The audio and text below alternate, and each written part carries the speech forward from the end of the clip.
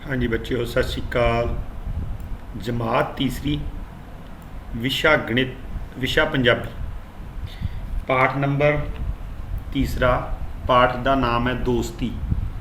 उस पाठ के आप अज प्रश्न उत्तर करन जा रहे हैं। सो तुसी देख रहे हो तुहाडी स्क्रीन ते पाठ अभ्यास दोस्ती पाठ तुसी पढ़िया। एक कविता है तोता ते कबूतर मित्र वाली, बिल्कुल उस दे शब्दार्थ हैं। पहला आप वो करते हैं। सदा हमेशा, बड़ा बहुत, मित्र दोस्ती, आ टपकी अचानक आ जाना किसी चीज़ का, मीच बंद करना, डो डो अंगूठा दिखा के चढ़ाना।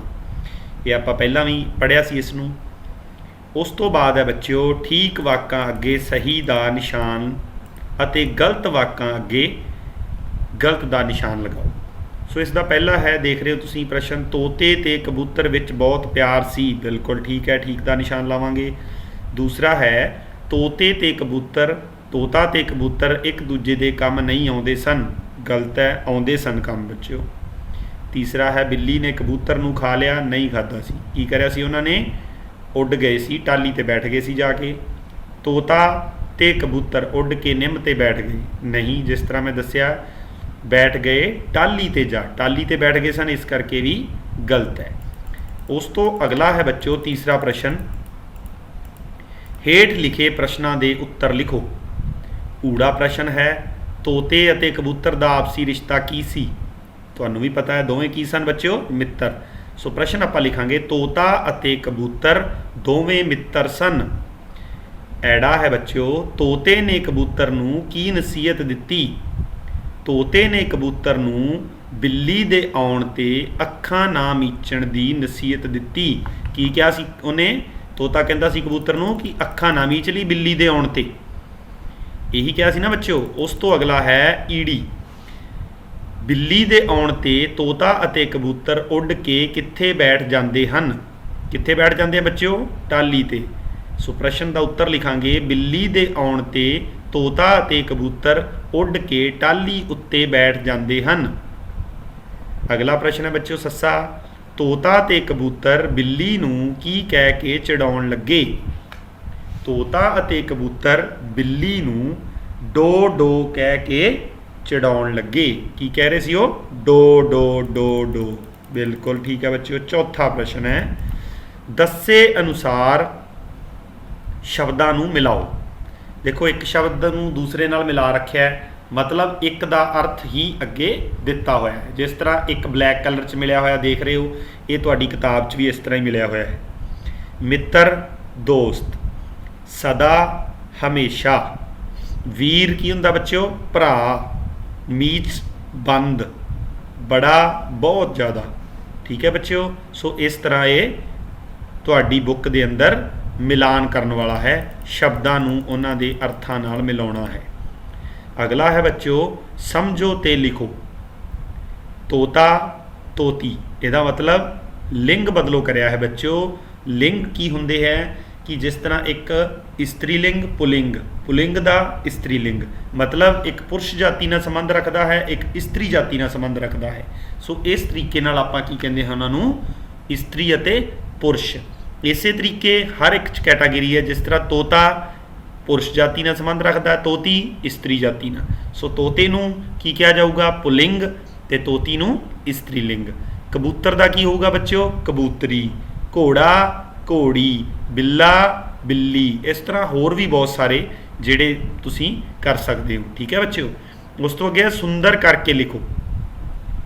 जिस तरह दिता होया, तोता अते कबूतर मित्र दोवां विच सी प्यार बड़ा, इसनूं सुंदर सुंदर करके लिखना है। तो इहदियां अगर सतरां पूरियां करनियां पैण, ये भी आ सकता बच्चों, इसनूं सुंदर करके लिखना, पर मैं इत्थे इसदियां सतरां भी पूरियां करियां होईयां हन कि तोता अते कबूतर मित्र दोवां विच सी प्यार बड़ा, एक दूजे दे काम सी आउंदे उंज भी इकट्ठे रहण सदा।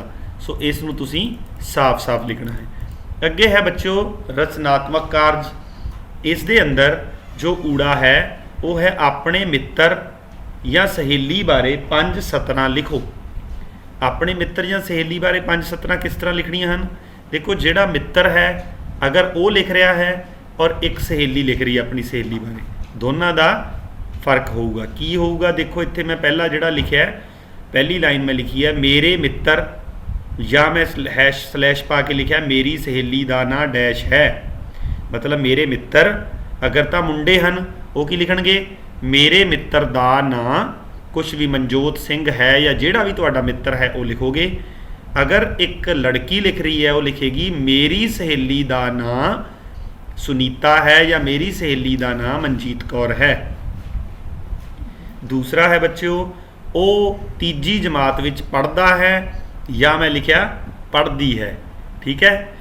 सो वो तीजी जमात विच पढ़ता है, अगर तो वो लड़का है तो मुंडे लिखणगे पढ़ता है, अगर कुड़ी लिख रही है तो लिखेगी वो तीजी जमात विच पढ़ती है।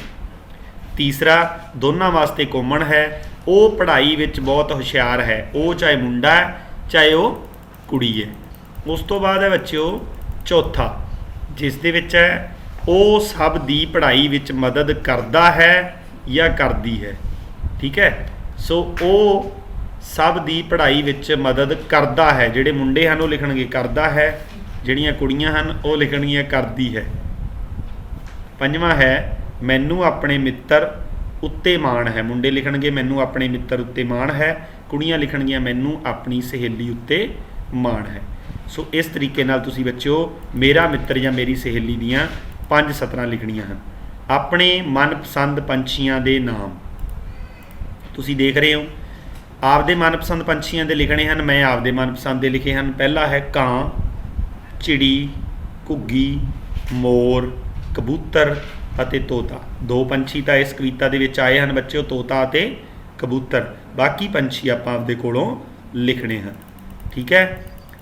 ਸੋ ਇਹ ਸੀ ਬੱਚਿਓ ਤੁਹਾਡਾ ਤੀਸਰੀ ਜਮਾਤ ਦਾ ਤੀਸਰੇ ਪਾਠ ਦੇ ਪ੍ਰਸ਼ਨ ਉੱਤਰ।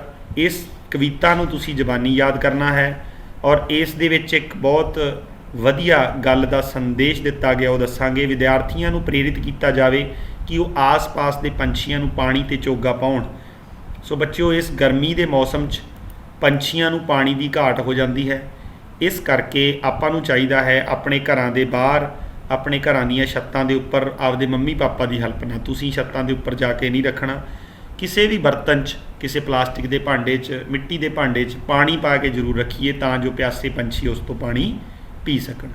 ਇੱਕ ਗੱਲ ਹੋਰ ਬੱਚਿਓ, ਅਗਰ ਤੁਹਾਡੇ ਕੋਲ ਕਿਤਾਬਾਂ ਅਵੇਲੇਬਲ ਹਨ ਤਾਂ ਤੁਸੀਂ ਆਪਦੀ ਕਿਤਾਬ ਦੇ ਉੱਪਰ ਇਹ ਅਭਿਆਸ ਦਾ ਕੰਮ ਪੂਰਾ ਕਰ ਲੈਣਾ ਹੈ। ਅਗਰ ਤੁਹਾਡੇ ਕੋਲ ਕਿਤਾਬ ਨਹੀਂ ਹੈ ਤਾਂ ਤੁਸੀਂ ਇਸ ਨੂੰ ਕਿਸੇ ਵੀ ਆਪਦੀ ਕਾਪੀ ਦੇ ਉੱਪਰ ਕਰਨਾ ਹੈ ਔਰ ਇਸ ਨੂੰ ਸੁਣ ਲੈਣਾ ਹੈ, ਜਿਸ ਨਾਲ ਤੁਹਾਨੂੰ ਪ੍ਰਸ਼ਨ ਉੱਤਰ ਯਾਦ ਹੋ ਜਾਣਗੇ, ਠੀਕ ਹੈ ਬੱਚਿਓ। ਸੋ ਉਮੀਦ ਕਰਦਾ ਕਿ ਤੁਸੀਂ ਇਸ ਨੂੰ ਆਪਣਾ ਕੰਮ ਨੂੰ ਕਰੋਗੇ। ਥੈਂਕ ਯੂ, ਧੰਨਵਾਦ।